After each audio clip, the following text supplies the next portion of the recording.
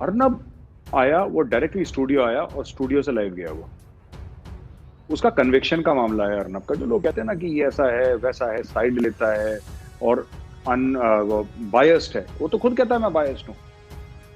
वो तो खुद कहता है जर्नलिज्म वर्नलिज्म बाद की बात है, पहले नेशनलिज्म आती है। जो देश के लिए ठीक, जो मुझे लगता है देश के लिए ठीक है, मैं वो करूंगा, और उसके लिए मुझे जो कीमत चुकानी पड़ेगी मैं वो चुकाऊंगा। तो चुका रहा है कीमत, और खुशी खुशी चुका रहा है, और उसके घर वाले चुका रहे हैं, उसकी बीवी चुका रही है, उसका बेटा चुका रहा है, सब चुका रहे हैं, क्योंकि यू सी उसने सोच लिया है कि तुम जो करोगे मैं तो रुकूंगा नहीं, मैंने तो यही काम करना है, मैंने तो करना ही यही है। अब तुम्हें जो करना है तुम करो, इट्स अप टू यू। तुम्हें जेल में डालना है जेल में डालो। लोग इतने परेशान हो गए थे जब अर्नब को ले जा रहे थे, अचानक वहां से जो क्वारंटाइन एरिया से वो तलोजा जेल ले जा रहे थे उसको, तो लोगों को ये लगा कि बीच में कहीं उसको मार ना दें, उसको एनकाउंटर ना कर दें। मेरे पास कितने मैसेजेस आए, मैं अर्नब का फोन तो था नहीं उसके पास, मैं कैसे संपर्क करता, मैं किस तरीके से कांटेक्ट करता। लेकिन मुझे भी घबराहट तो हो रही थी कि यार कुछ करना दें ये लोग, करना दें। फिर मुझे लगा नहीं, ऐसा नहीं करेंगे। तो हमारे जो जर्नलिस्ट थे, जो हमारे हमारे ये रिपब्लिक भारत के खास तौर से वहां पे जर्नलिस्ट थे, उन लोगों ने पीछा करा। हिंदुस्तान में मुसलमान से ज्यादा ये लिबरल्स और कम्युनिस्ट हैं जो कि इनको स्टैंड देते हैं। हम जब भी बात करेंगे, जैसे सिटीजन अमेंडमेंट एक्ट पे शाहीन बाग में मुसलमानों ने बेशक प्रोटेस्ट किया, लेकिन फ्रंट पे तो हिंदू आ गए थे ना, जो कि उनको सपोर्ट कर रहे थे। जैसे बॉलीवुड उनको खुल के सपोर्ट कर रहा है। इसको कैसे सॉल्व करेंगे? जब भी कोई बात होती है तो ये हिंदू लिबरल और ये बहुत ज्यादा आगे जाके उसको वो करते हैं। उसको आप कैसे हैंडल करेंगे? फिर दुनिया कहती है कि देखें लिबरल हिंदू इनको रोक रहा है, ये संघी हैं, ये एक्सट्रीमिस्ट हिंदू हैं, ये हैं वो हैं। इसको कैसे आप सॉल्व करेंगे? आरिफ साहब, चाहे आप शाहीन बाग ले लीजिए, चाहे आप कोई ले लीजिए, बैठने वाले हो सकते हैं मुसलमान हैं, लेकिन इस पूरे प्रोग्राम में 1% मुसलमान है और 99% जो हैं वो आपके मार्क्सिस्ट हैं, जिसमें से ज्यादातर हिंदू हैं। अब मैं आपको बताता हूँ, आपने बिल्कुल सही बात छेड़ी, मैं आपको बताता हूँ उसका रीजन क्या है। ये पहले होता था जब तक और सरकारें चल रही थी, तो इनको स्टेट पैटर्नेज भी थी, इनको पैसा भी था, सब कुछ था, चल रहा है, राइट। अब ये क्या हुआ कि मोदी के आने के बाद सब कुछ बदल गया और भारत में बहुत ज्यादा चेंजेस आ गए मोदी के आने के बाद। और ये चेंजेस इनको हजम नहीं हो रहे आरिफ साहब, ये चेंजेस इनको बिल्कुल भी हजम नहीं हो रहे, क्योंकि इनको अब लग रहा है कि वो जो एंकर था वो एंकर खत्म हो गया केरला से। मैं केरला का नाम क्यों ले रहा हूँ? कौन सा ऐसा स्टेट है जहां पे रेगुलरली ये देखा गया कि लोग इस्लामिक स्टेट के लिए लड़ने सीरिया जा रहे हैं? कौन से स्टेट से जा रहे हैं? केरला से जा रहे हैं। कश्मीरी आपको नहीं मिलेंगे, आपको केरला के जरूर मिलेंगे, और मुख्तलिफ पार्ट्स के इंडिया के मिलेंगे, ज्यादातर 99% केरला के। यही है। इनको गठजोड़ तोड़ने का मैं आपको बताता हूँ कि देखिए ये जो है ना, दिस इज अ फाइट। अब मैं I don't want to be overly dramatic about it, कि मैं कोई बहुत over the top Bollywood type का कोई स्टेटमेंट दूं, लेकिन कहना जरूरी है, and I think this best describes it. This is the fight for the soul of India. ये भारत की आत्मा के लिए लड़ाई है, and I don't want to be dramatic about it, just to tell you. ऐसा है कि ये जब तक ये जो लेफ्टिस्ट और मार्क्सिस्ट हैं, जब तक आप इनको उखाड़ के नहीं फेंकेंगे ना, और मुझे तो अभी भी, मैंने ऑन रिकॉर्ड कहा था कि जो शाहीन बाग में जो मुसलमान प्रोटेस्ट कर रहे थे, मुझे आज भी लगता है कि उनको बेवकूफ बनाया गया और उनको दबा के बेवकूफ बनाया गया। आप उनको, मतलब, और इंडिया में सबसे बड़ी प्रॉब्लम पता है कि हमारी सरकार के साथ भी, सबके साथ भी, we try to be more liberal than the liberals. America में एक जमाने में कम्युनिस्ट होना एक जुर्म हुआ करता था। आप कम्युनिस्ट, आपको जेल में डाल देती थी एफबीआई।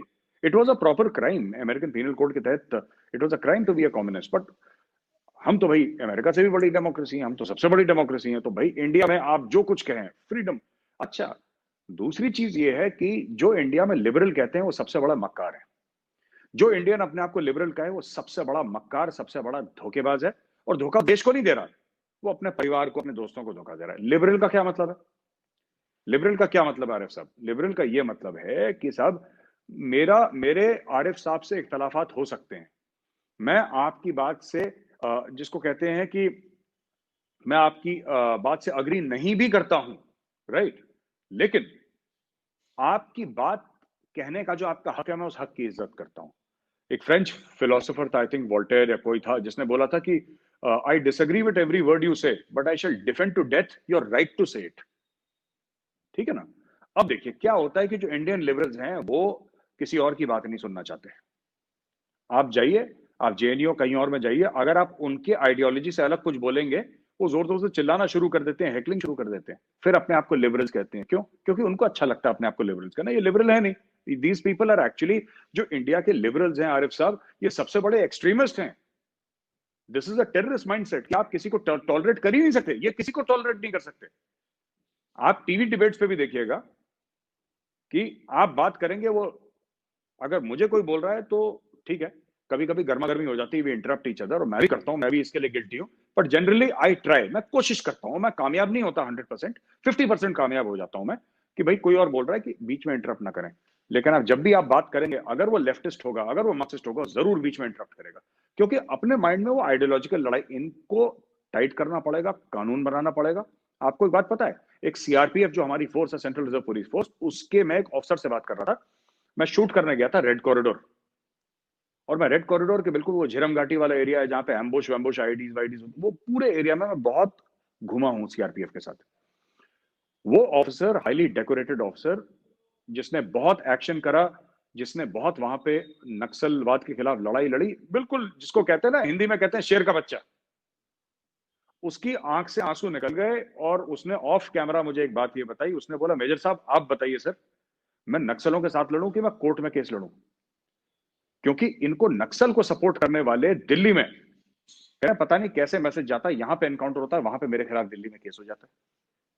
ये इनकी स्ट्रेटेजी, और इनके पास पैसा बहुत है। तेंदुपत्ता स्मगलिंग से सिर्फ, सर तेंदुपत्ता स्मगलिंग से सिर्फ छत्तीसगढ़ से 400 करोड़ रुपए का सालाना मुनाफा है इनका, सिर्फ तेंदुपत्ता स्मगलिंग से 400 करोड़ रुपए।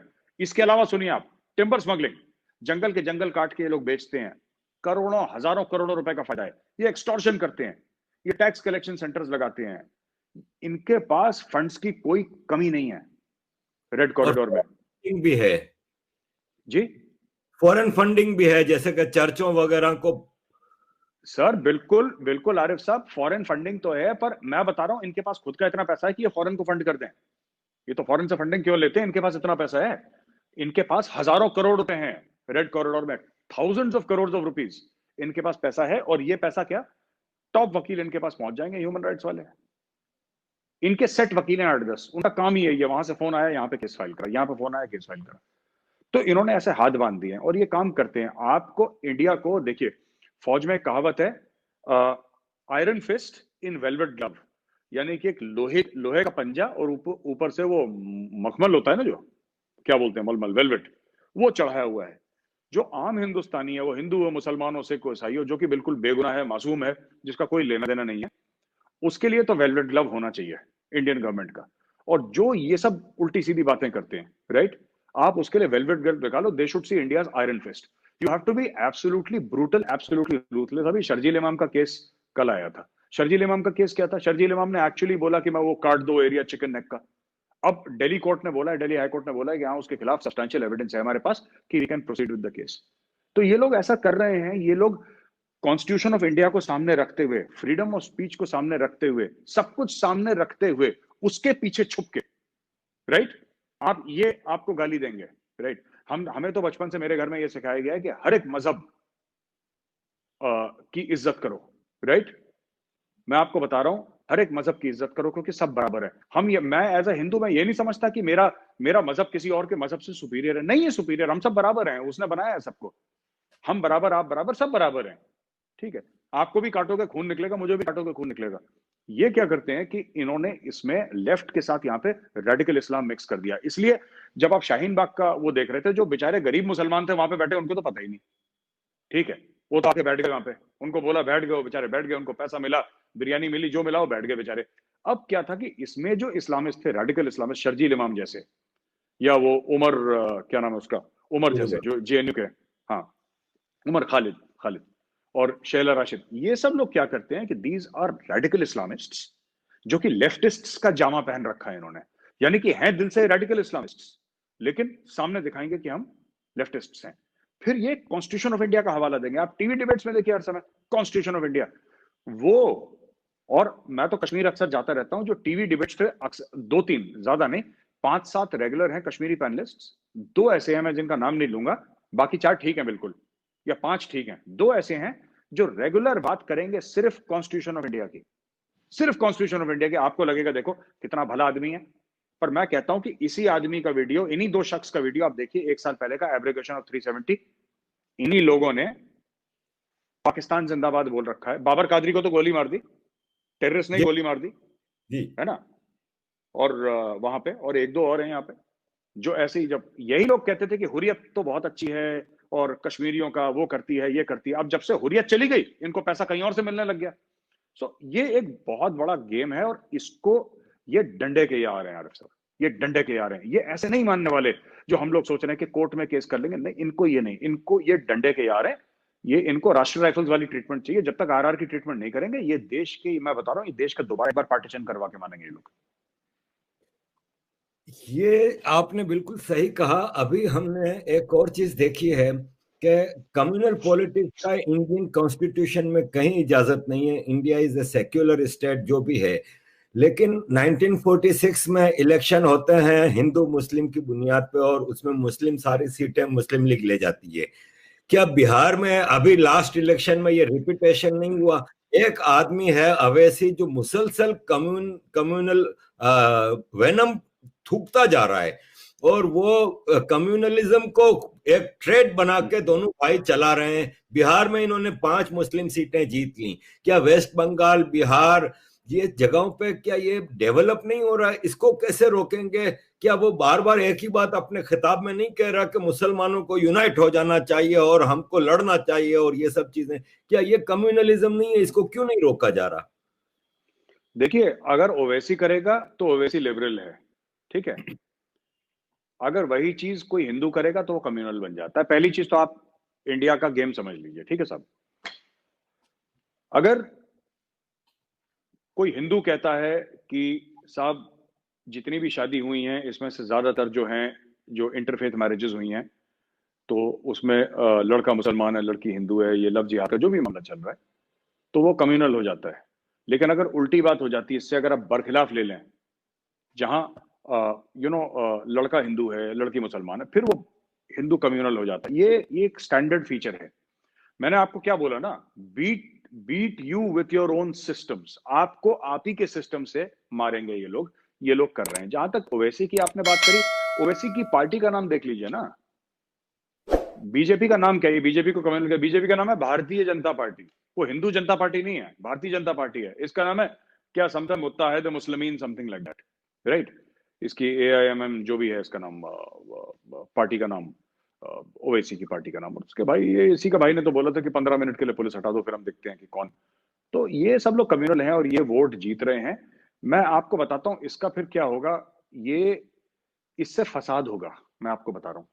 ओवैसी यही चीज जो उसको बिहार में सक्सेस मिला, ओवैसी कहीं और करेगा। और ये जितनी भी लेडी जर्नलिस्ट्स हैं, कुछ, और कुछ मेल जर्नलिस्ट्स हैं, right, who right for various publications in India, है ना, ये विक्टिम कार्ड खेलने में साहब ये ऐसे हैं आरिफ साहब कि आप हैरान हो जाएंगे।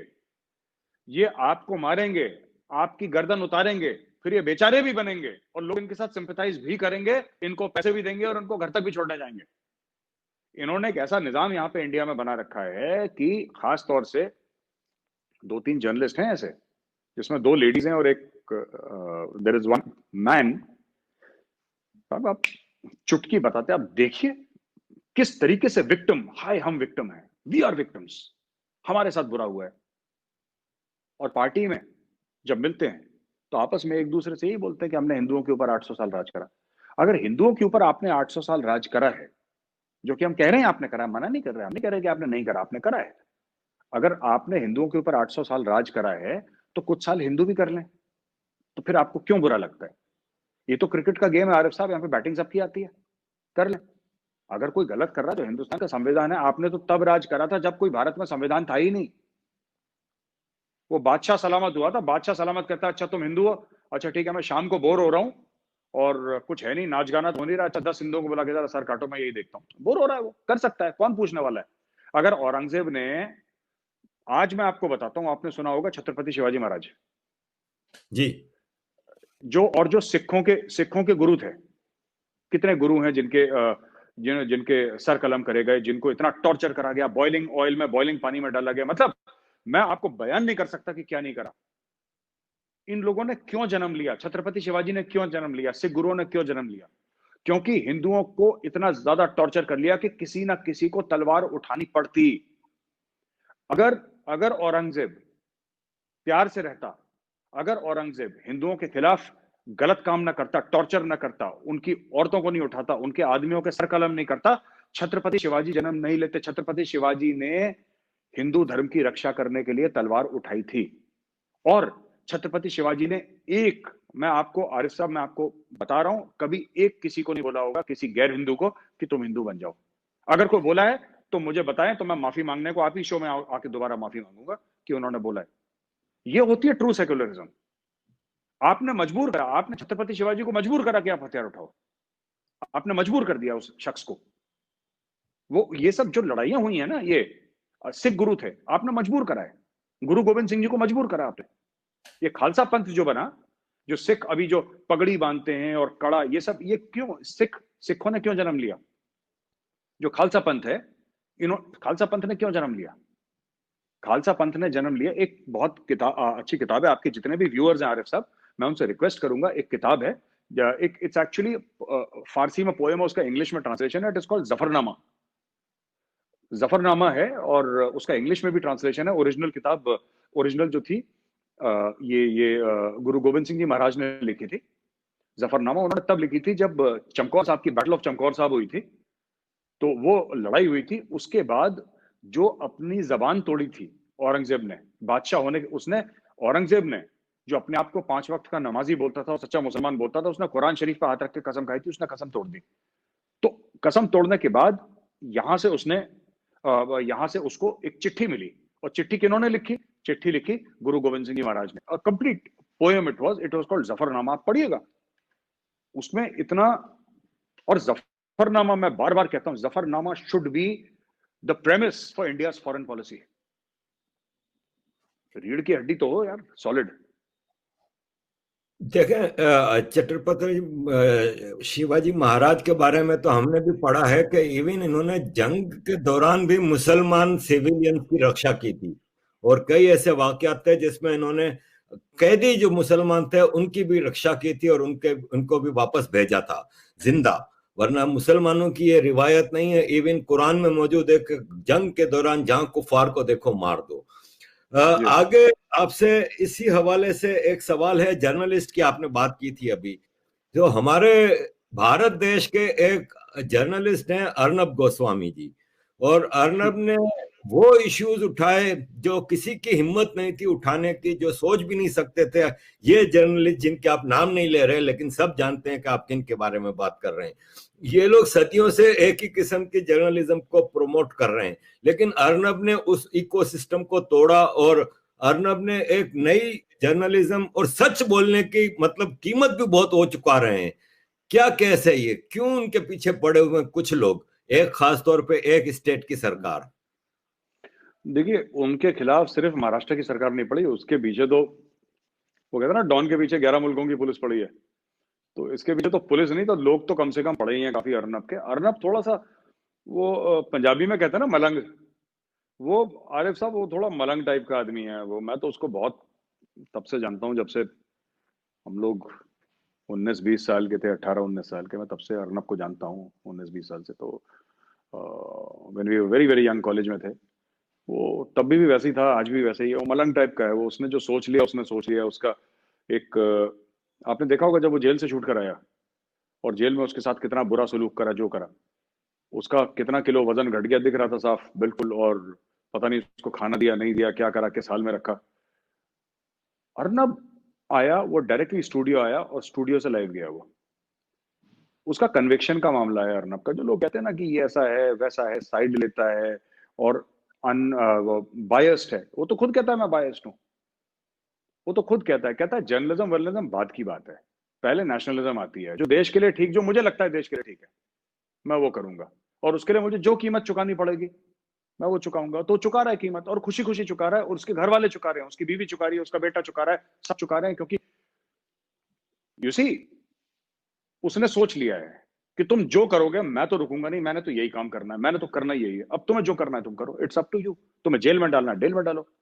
लोग इतने परेशान हो गए थे जब अर्नब को ले जा रहे थे अचानक वहां से, जो क्वारंटाइन एरिया से वो तलोजा जेल ले जा रहे थे उसको, तो लोगों को ये लगा कि बीच में कहीं उसको मारने मैसेजेस आए। मैं अर्नब का फोन तो था नहीं उसके पास, मैं कैसे संपर्क करता, मैं किस तरीके से कांटेक्ट करता। लेकिन मुझे भी घबराहट तो हो रही थी कि यार कुछ करना चाहिए, ये लोग करना चाहिए। फिर मुझे लगा नहीं, ऐसा नहीं करेंगे। तो हमारे जो जर्नलिस्ट थे, जो हमारे हमारे ये रिपब्लिक भारत के खास तौर से वहां पे जर्नलिस्ट थे, उन लोगों ने पीछा करा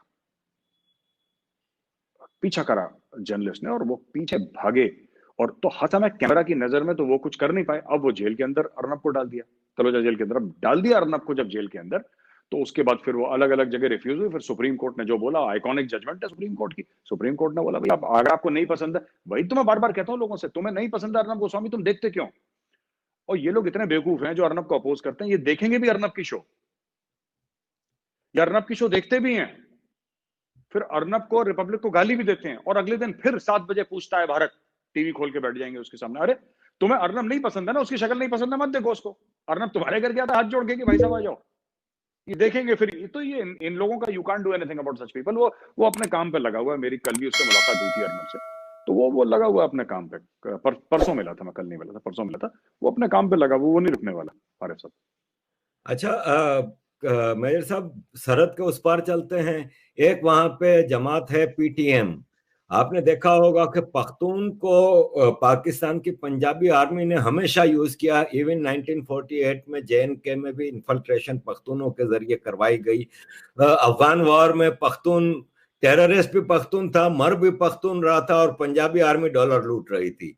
पीटीएम की सूरत में एक पख्तून रिवाइवल हुई है। आप किस तरह इसको देखते हैं? क्या ये reunification of Pakhtun belt across Durand line आप देख रहे हैं होता हुआ? ये कहां जाएगी पीटीएम?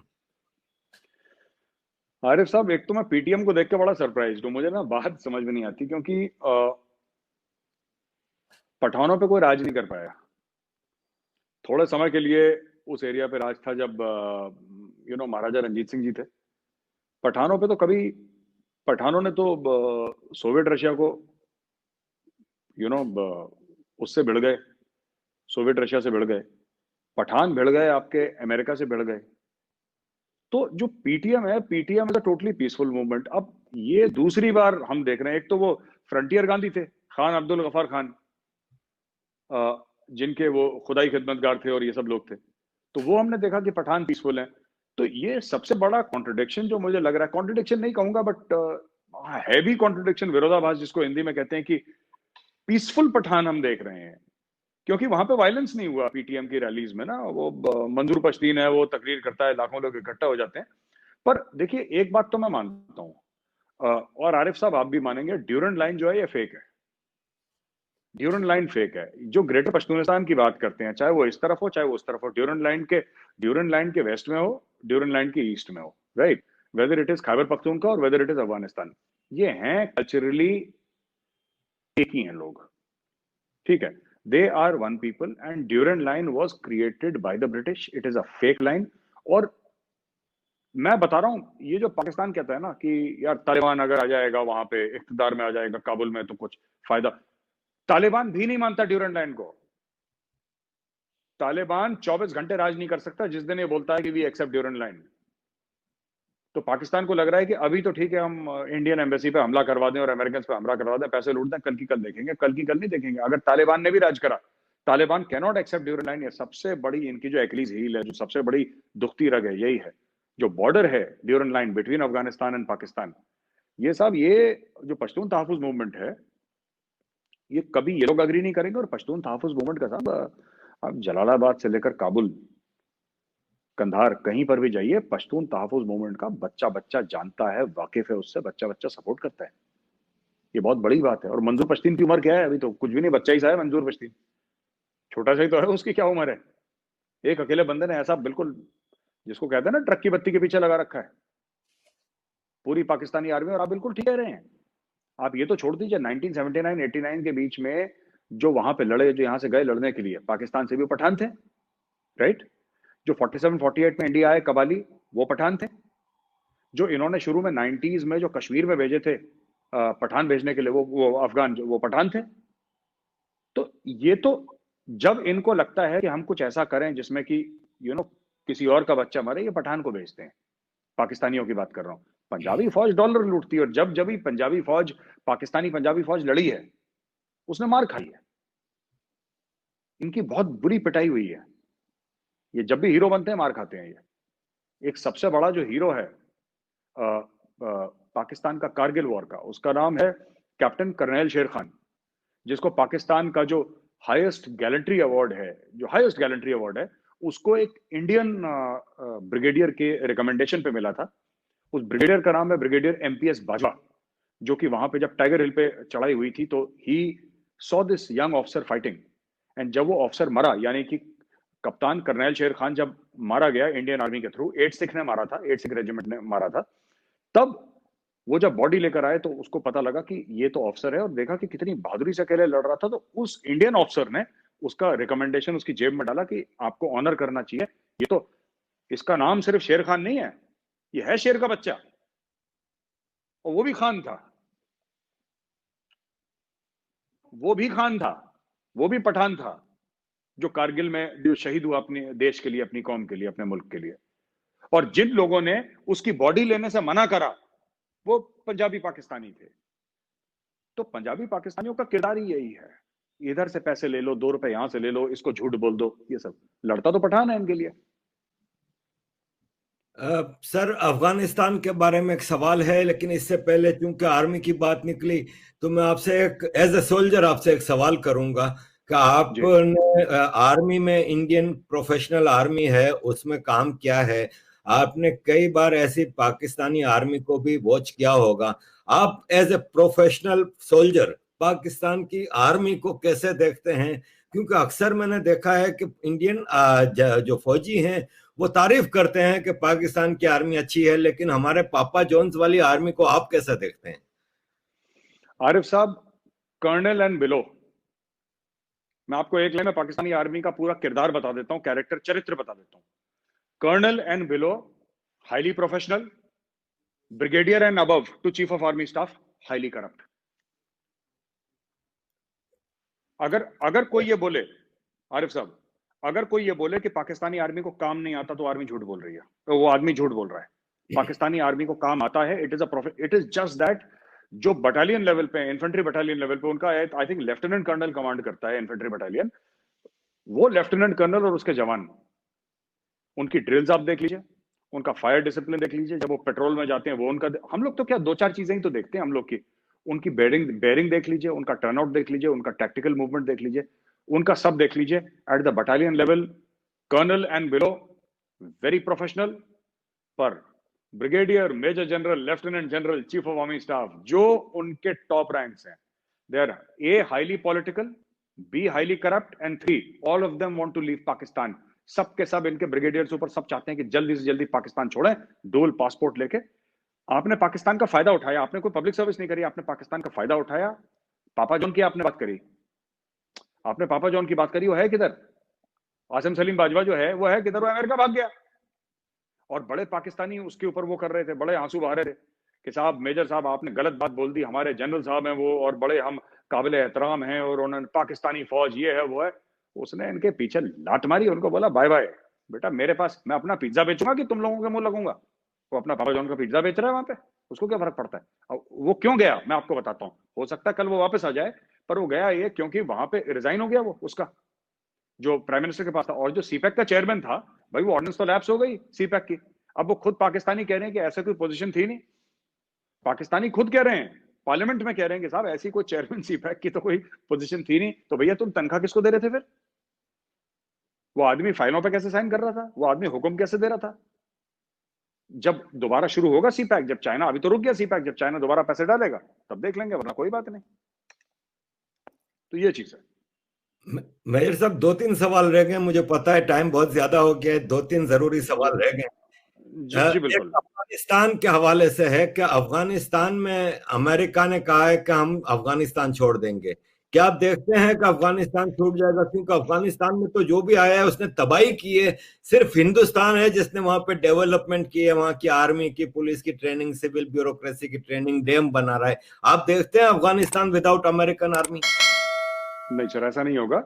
डोनाल्ड ट्रंप इलेक्शन हार गया है, ये बात सच है, और ये भी सच है कि अ, ये आपका जो नई क़यादत है, राइट, उसकी जो भी व्यूज होंगी, लेकिन एक बात सच है कि ये अगेन एक्सपेंशनिस्ट अमेरिका को ये लोग वोट इन कर चुके हैं अमेरिकन, और ये अमेरिका एक्सपेंशनिस्ट होगी, ये जाएंगे। और मुझे लगता है कि अगले 6 महीने में ट्रूप सर्ज होगा। जो ट्रूप्स हटाए गए हैं वहां पे थोड़े से और ट्रूप्स डाले जाएंगे, और ये बात होगी आरिफ साहब, आप देखिएगा ये हटने वाला नहीं इतनी आसानी से। अमेरिका इतनी आसानी से नहीं हटेगा वहां पे। और जो पाकिस्तानी तालियां पीट रहे थे ना, बड़ी लुटियां डाल रहे थे कि जी ये हो जाएगा और ये हो जाएगा, और अब तो ट्रंप हार गया, और दूसरा वाला इनको और टाइट करेगा, आप देख लीजिएगा। क्योंकि इनको ये लगता है कि उन्होंने बयान दे दिया कश्मीर के लिए। उन्होंने, पॉलिटिशियंस का तो काम ही है बयान देना भाई। ये जो कहता है इमरान खान तो बयान है ना कि पाकिस्तान रियासत मदीना है। हो गई रियासत मदीना? नहीं हुई ना। फिर वो तो भाई वो जुमले मारेगा, वो तो पॉलिटिशियन है, उसका काम ही है। तो उसने कह दिया, आपके जो बाइडेन ने कह दिया, कमला हैरिस ने कह दिया, ये पाकिस्तानी यहाँ पे खुश हो गए। इंडिया में भी कई लोग खुश हो गए जो सो कॉल्ड लिबरल्स हैं।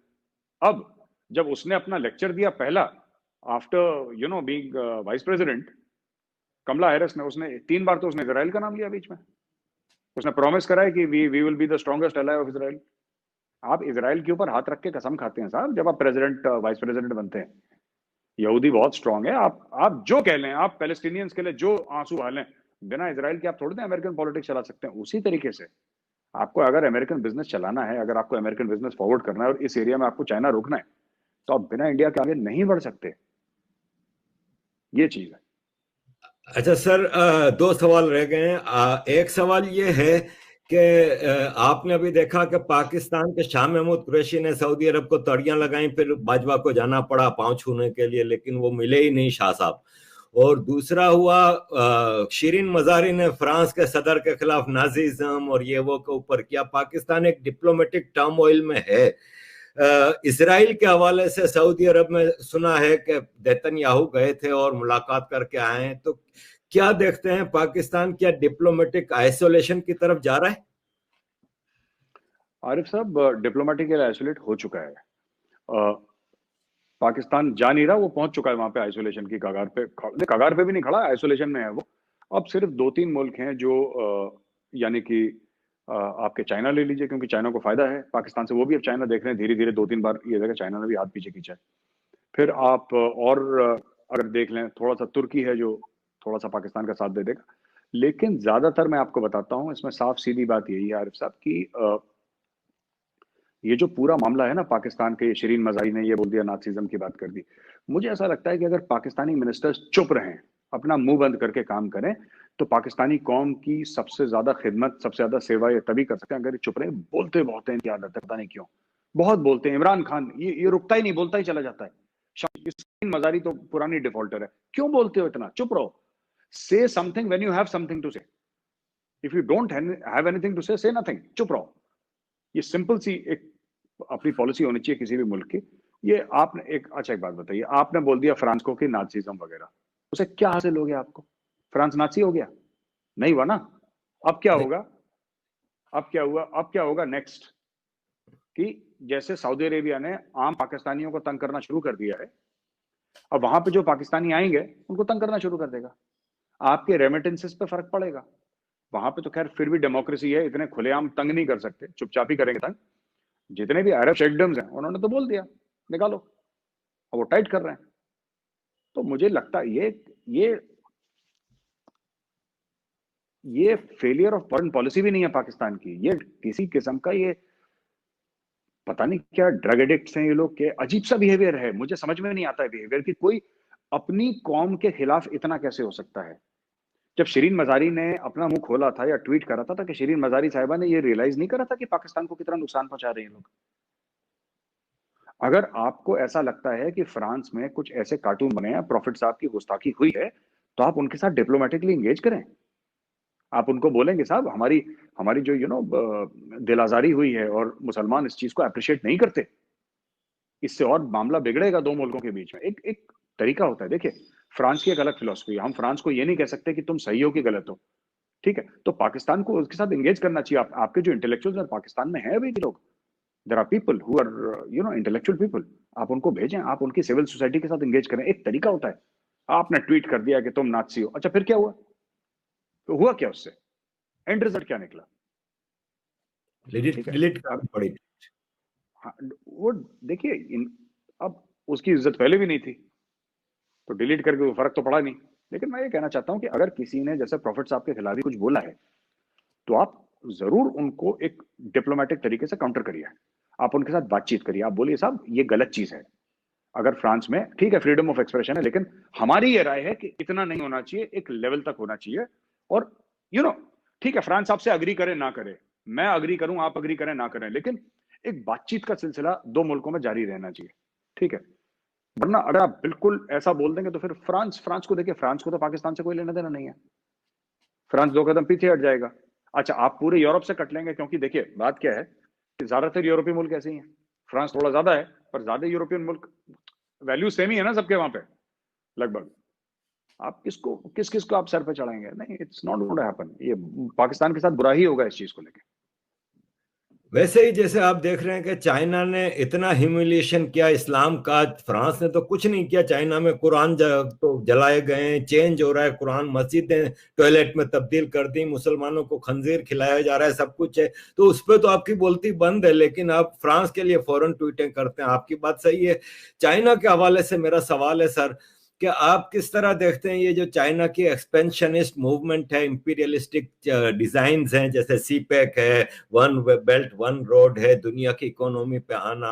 आप इस सीपेक का क्या फ्यूचर देखते हैं और चाइना का क्या फ्यूचर देखते हैं? कि after Chinese virus China expose हो चुका है, आगे आप देखते हैं कि इसी तरह एक्सपेंशन होगी चाइना की, या अब दुनिया चाइना को कंटेन करेगी? मुझे लगता है आरिफ साहब, एक्सपेंशनिज्म चाइना की थोड़ी सी स्लो होगी, क्योंकि चाइनीज वायरस से चाइना काफी हद तक एक्सपोज हो चुका है। कोविड-19 या कोरोना वायरस से बहुत एक्सपोज हो चुका है चाइना, पहली चीज। अब वो शर्म लिहाज नहीं रह गया कि चाइना को बोलना कि हाँ चाइना से आया था वायरस, क्योंकि लोगों ने सफर, एक झटका सबको चाहिए होता है ना, झटके के बाद ही आदमी सुधरता है, वैसे तो खुली गाड़ी में चलता रहता है। पहली चीज तो ये। दूसरी बात यह है कि इंडिया ने भी आंखें दिखाना शुरू कर दिया है। और तीसरी चीज है कि अभी जैसे क्वाड हो गया है अपना, जिसमें अमेरिका, यूएस, ऑस्ट्रेलिया, जापान और इंडिया, इनकी नेवी साउथ चाइना सी के एरिया में पूरी एक्सरसाइज कर रही, जो मेजर ट्रेड रूट है। तो ऐसी चार पांच चीजें हुई हैं पूरी दुनिया में, लेकिन सबसे चीज अगर कोई माने मेरी बात, अगर सबसे बड़ा कोई अगर काम करना है चीन को रोकने के लिए, तो ये सब नहीं है। आपको चाइना में जो प्रो डेमोक्रेसी मूवमेंट है उनको हवा देनी है। आपको चाइना को अंदर से तोड़ना होगा। और फिर मैं वही चीज कहूंगा कि जैसे हांगकांग में चल रहा है ना, हांगकांग एक मॉडल है आपके सामने। आपको हांगकांग को रेप्लिकेट करना पड़ेगा। आपको हर जगह हांगकांग को रेप्लिकेट करना पड़ेगा, क्योंकि चाइना के अंदर एक डील है जो चाइनीज सरकार की चाइनीज आवाम के साथ, जो पब्लिक है उसके साथ है। डील क्या है कि we will make you economically and financially prosperous, you shut up. ये है कि हम तुम्हारे जेब में पैसे डाल देंगे, तुम मुंह बंद रखो अपना, तुम कुछ बोलोगे नहीं, तुम डेमोक्रेसी की बात नहीं करोगे, लोकतंत्र की बात नहीं करोगे, जमहूरियत की बात नहीं करोगे, वोटों की बात नहीं करोगे, चुनाव इलेक्शन की बात नहीं करोगे, तुम किसी की बात नहीं करोगे, तुम बस पैसा लो खुश रहो। लेकिन वो जो मैस्लोज थ्योरी है ना, सेल्फ एक्चुअलाइजेशन जिसको कहते हैं, वो पिरामिड सा बना है मैस्लोज का, बड़ा मशहूर है। तो हर एक आदमी अपने आप के मैं कौन हूं, मैं यहाँ पे क्यों आया हूं, ये होता है जब उसका पेट भर जाता है ना, तभी उसका दिमाग चलने लगता है। तो उसका पेट भर गया, अब चाइना का पेट भर गया। अब वहां पे जो प्रो डेमोक्रेसी फीलिंग है, वो आप अगर उनका वीबो और सोशल मीडिया प्लेटफॉर्म्स में देखें तो चाइनीज डिलीट कर देते हैं, लेकिन अब वो धीरे धीरे जोर पकड़ रहा है चाइना के अंदर, क्योंकि चाइनीज जाते हैं बाहर, इंडिया भी आते हैं, अमेरिका भी आते हैं, यूरोप भी आते हैं, फिर देखते हैं वहां पे क्या हो रहा है। वो कहते हैं हमारे मुल्क में तो हम, यहाँ पे तो कुछ भी किसी को बोलो, वहां पे तो इंसान की एक होता है ना अंदर। तो वो जो डिसकंटेंट है चाइना में, वो फाइनेंशियल नहीं है, क्योंकि financially generally Chinese are if not well off at least reasonably comfortable, हमें कहना चाहिए। पॉवर्टी चाइना में भी काफी है, लेकिन ज्यादातर लोग मिडिल क्लास काफी बड़ी है चाइना की। इसमें हमें एक बात ये सोचनी होगी आरिफ साहब की, अगर हमें चाइना के नकेल कसनी है तो चाइना में प्रो डेमोक्रेसी मूवमेंट्स को आपको हवा देनी पड़ेगी। उसमें भी आपको तीन काम करने पड़ेंगे। नंबर वन, आपको इंडिया में एक फौज खड़ी करनी पड़ेगी। व्हेन आई से फौज, आई डोंट मीन आर्मी। आपको सिविलियन बच्चे खड़े करने पड़ेंगे जो चाइना में रहकर आए हैं, जिनको चाइनीज बोलनी आती है, जिनको आप चाइनीज कल्चर के बारे में सिखाएं। ठीक है। आपके पास एक पूरी टीम होनी चाहिए 500,000 लोगों की, जो कि ज्यादा मुश्किल नहीं है। उसके बाद आप चाइना के बारे में स्टडी ग्रुप्स बनाएं, राइट। चाइना में डेमोक्रेसी में क्या क्या प्रॉब्लम है, दुनिया में, यूरोप, अमेरिका में, इसको हर जगह आप जाएं, हर स्टेट कैपिटल में आप सेमिनार करें, वेबिनार करें। और सबसे बड़ी बात है कि आप चाइना के अंदर डिसअफेक्शन लाएं। चाइना के अंदर आपको प्रॉब्लम करनी पड़ेगी। जब चाइना अभी बाहर सोच रहा है ना, चाइना की नजर बाहर है, इंडिया की तरफ है, ताइवान की तरफ है, अमेरिका की तरफ है, जापान की तरफ है, इधर भी बढ़ रहा है, इधर भी बढ़ रहा है। क्यों? क्योंकि चाइना अंदर से सेफ महसूस कर रहा है अपने आप को, छोड़ के हांगकांग। हांगकांग अलग है थोड़ा सा ना, मेनलैंड चाइना से दूर है थोड़ा सा, ब्रिज ब्रिज पार करना पड़ता है, तब आप हांगकांग एयरपोर्ट से उतर के तब आप फिर मेनलैंड चाइना जाते हैं ड्राइव करके, है ना। लेकिन अगर आरिफ साहब आपको ये देखना है कि साहब आपको अगर चाइना को मारना है, तो सबसे पहले चाइना के अंदर आपको खलबली पैदा करनी पड़ेगी। जिस दिन चाइना के अंदर खलबली पैदा हो गई, ये चाइना की जो आपने एक्सपेंशनिज्म की बात करी ना, तभी चाइना की एक्सपेंशनिज्म रुकेगी, वरना नहीं रुकेगी। जिस दिन चाइना के अंदर खलबली हो गई, ये सारा ड्रामा रुक जाएगा overnight. CPEC we pack सब झोले में बांध के वापस चाइना ले जाएगा।